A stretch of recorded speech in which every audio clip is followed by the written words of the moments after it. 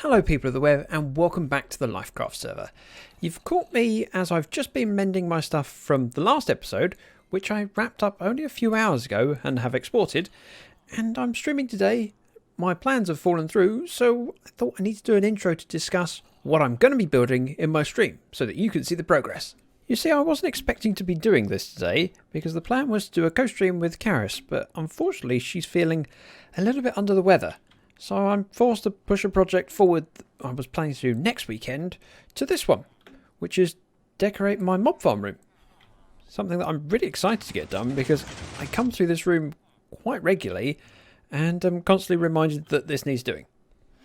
So what I'm going to do is get all the supplies I need and put them somewhere accessible. Let's put them on the wall. So I'll put them up here. I've got wood, which is what the floor is going to be made out of. I need a lot of redstone lamps and glowstone and some redstone blocks. But fortunately for me, glowstone and redstone is all available here. And that's what I need to make redstone lamps. So I'm going to do a little bit of stocking up on this while Enigma's streaming. And then if I remember, I'll set up my camera count to sit in position viewing the room, and I can do a before and after shot. And as it fades in, you should see my new floor, which I really like. Now the room looks a lot less incomplete. Oop, flying through walls. I really enjoyed my stream today, and not only did I make a significant amount of progress in here, as this looks so much better. I've got to put a few lights on the ceiling, but otherwise I think we're done in here. We had a little bit of a visit from Bex at the end of the stream, and she's been working on something since then at the top of this staircase, and I've got to check it out. Ooh. Ooh, okay. This is... wow. Beech trees. A porch. Where's the front door? Did I walk past it? Okay, it's on the side that I came... shut up. Gate. Yep. I like it. Wow. Yep, that looks awesome. And F1 for the full view. It's amazing. I love it. Yes, please. Just have to remember to go down. We just go underneath the foundations, and it would kind of make sense to put a little hatch up here. So I'll put a trapdoor up here. Ouch! Okay, now normally I'm beaten up by the berry bushes. As you can see, I appear to have an arrow in my eye. I also have a few other arrows in me. I've been lighting up caves. I say lighting up caves, just one cave that seems to go on for quite a way. And I know this is a little bit of a break from the last clip, but it's been a few days for me, so I'm getting back into it. I have plans for this episode, and so we'll crack on once I find my way out. This way, I think? Yeah, this way. This looks promising. I didn't have anything on me when I came down here, and the fact that I've got 28 gunpowder should tell you something. And I've probably had about a dozen creepers blow up on me. Ah, here's the exit.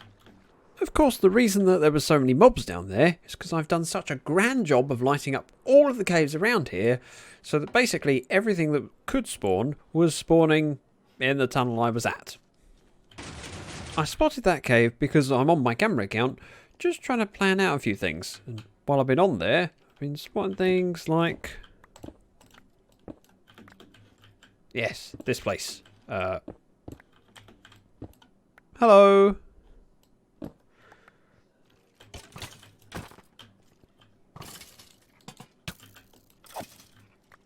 Little pockets like this where mobs can spawn.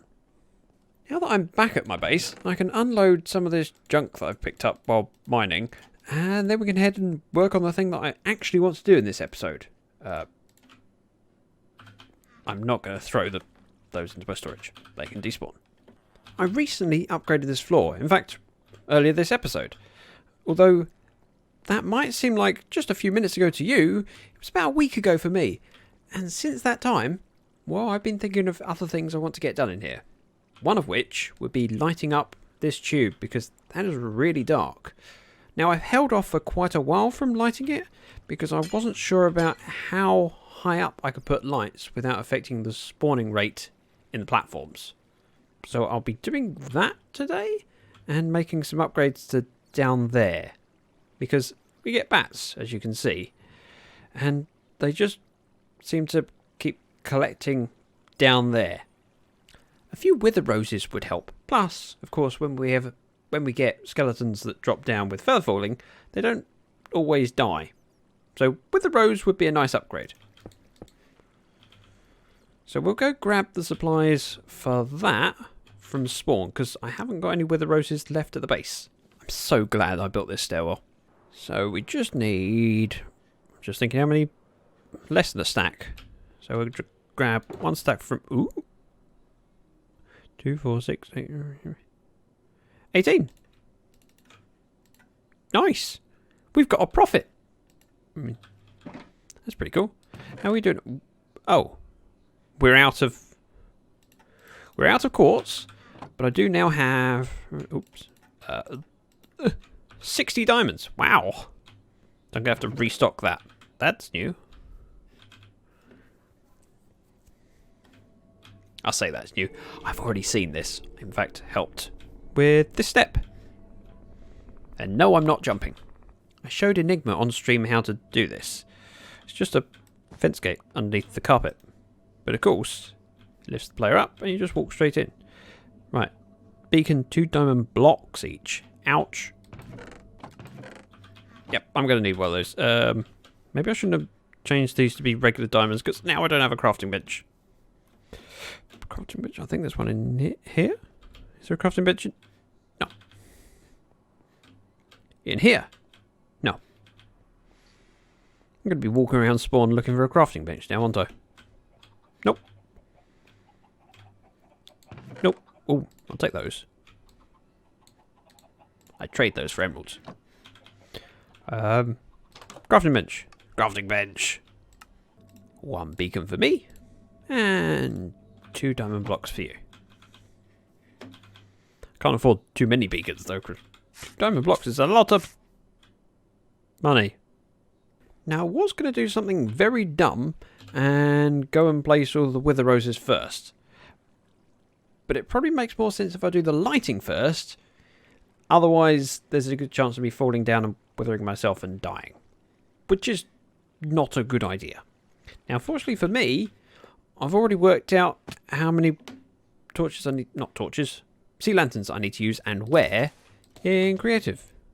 Well, maybe I should be careful about moving this up. No, we'll be fine. We'll be fine. They should still be falling far enough to die. Probably. Yeah, that's fine. Fill this in. And then we need to pop over to my creative test world where we can check where I've put the sea lanterns. Oh, it's very dark. Okay, so we got a 3 gap. Oh, 3 gap between all of them. And just on the side. That's really easy to copy. I can do that.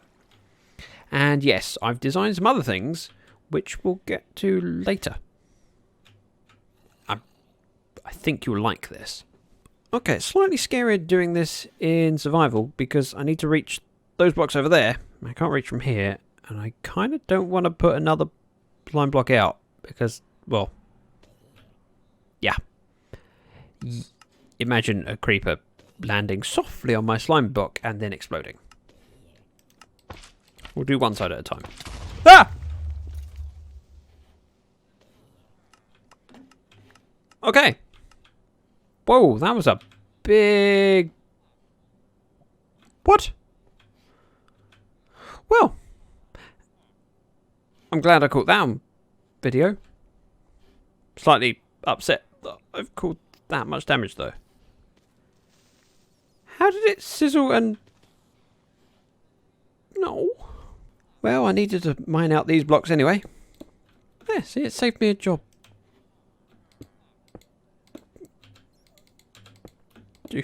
3.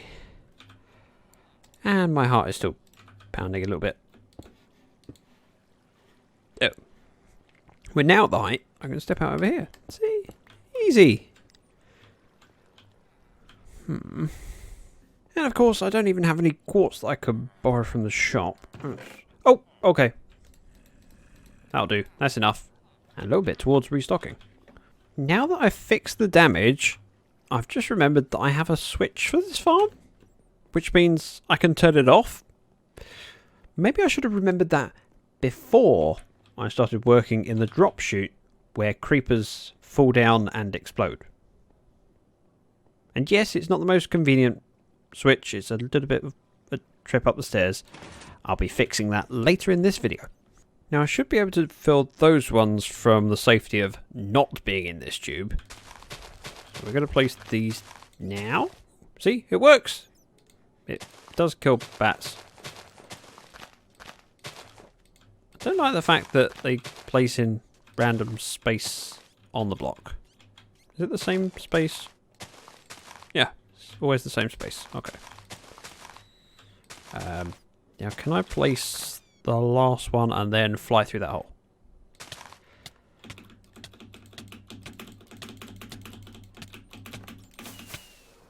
I can. Like a pro. Let's close up before I end up in there. Oh, look, with a rose. I used to have a doorway through. I think I can still access it from down this tunnel. I think. Probably. Yep. There we go. In here. Just need to go over here and place the lanterns. Oh, gotta go round again. Or I could just cheat. Yeah. Shortcut. Oh yeah, that looks so much better. And fixes my problem of mobs spawning with feather falling. And potentially reduces the number of bats. Eventually. He'll float down. Now, as I said earlier in the video, when we were in my creative world, you saw that there was a window there with lava at the bottom. Now, I'm going to pop back over there and we can discuss what I'm going to do and hopefully do it on a live stream. And then come back to see it complete. And as if by magic, creative world. So, something that we really needed to sort out was an overflow protection for all of these. Especially gunpowder and arrows, which we've got quite a lot of and I don't really have a use for. Because I'm using rockets quite a lot. I mean, I fly down the tunnels in the base and I'm still producing more than I use. So we need something to happen to the extra gunpowder. Now what I was thinking was to dispose it into lava, but I didn't want to have it behind the scenes. I figured let's have it show. So let's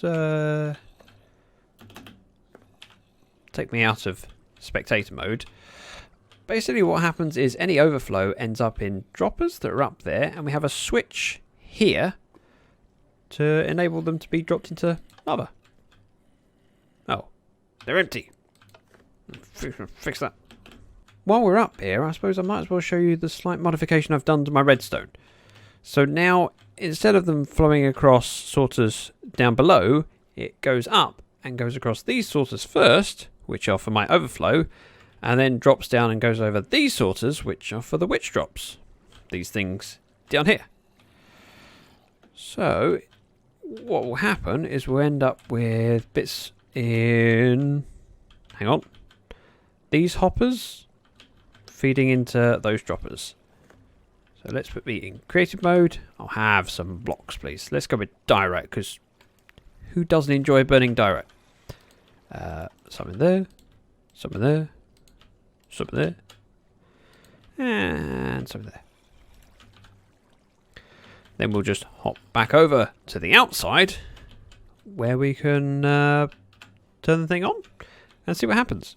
So with a flick of this switch, yep. So if there's something in a dropper, it powers a clock and throws the items into lava. It's particularly satisfying when it's diorite for some reason. And turned off.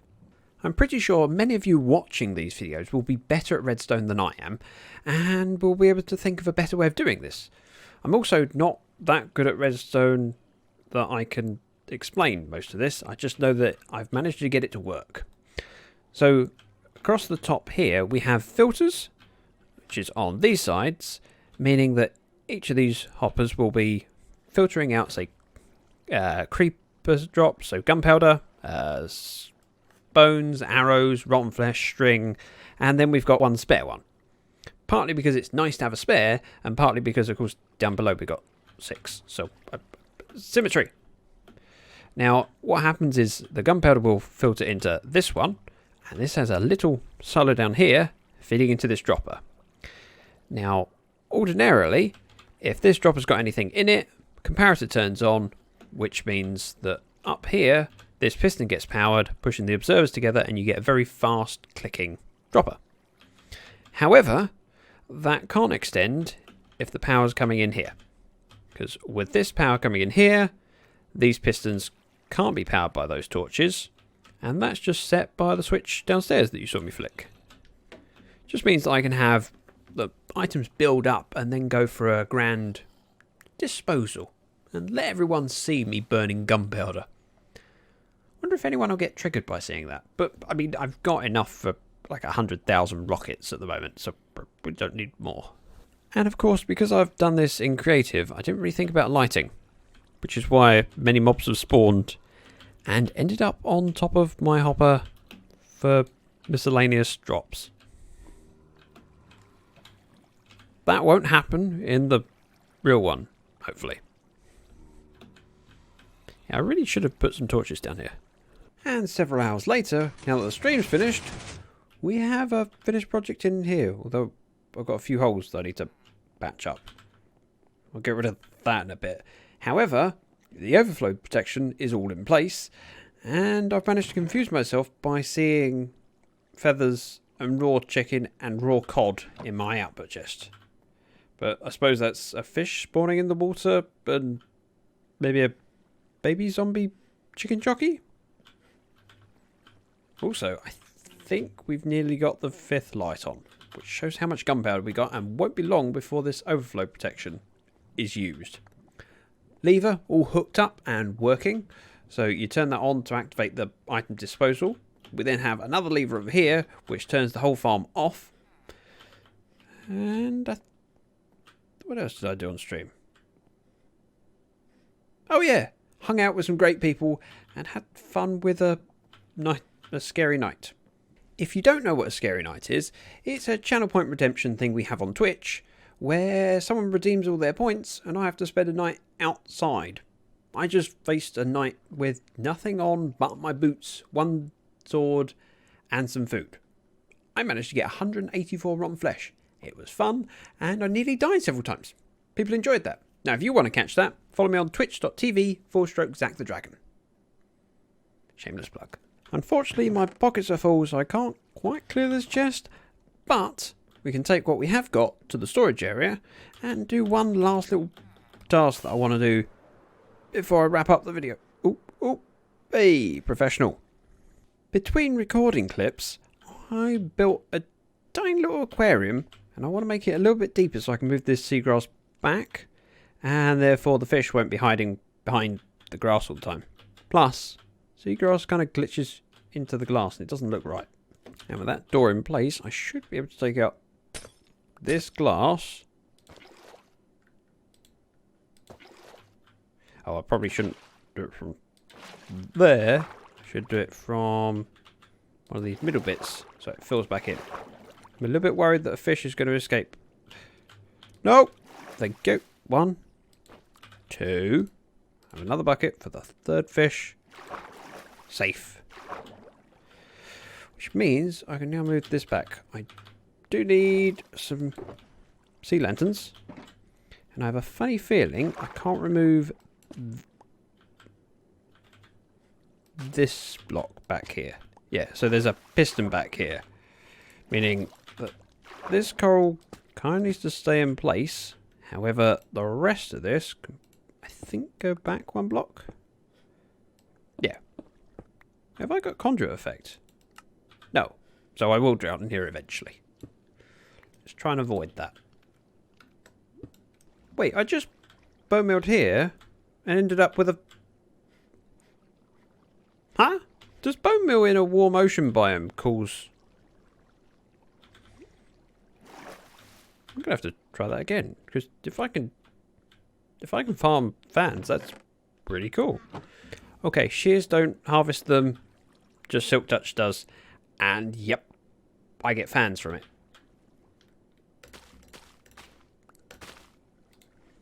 Oh, sometimes. Hey, lots of fans. Wow. Yep, I can farm fans, and that looks so much better than just seagrass. Right, fish are in, and now I'm drowning. I forgot. Coral.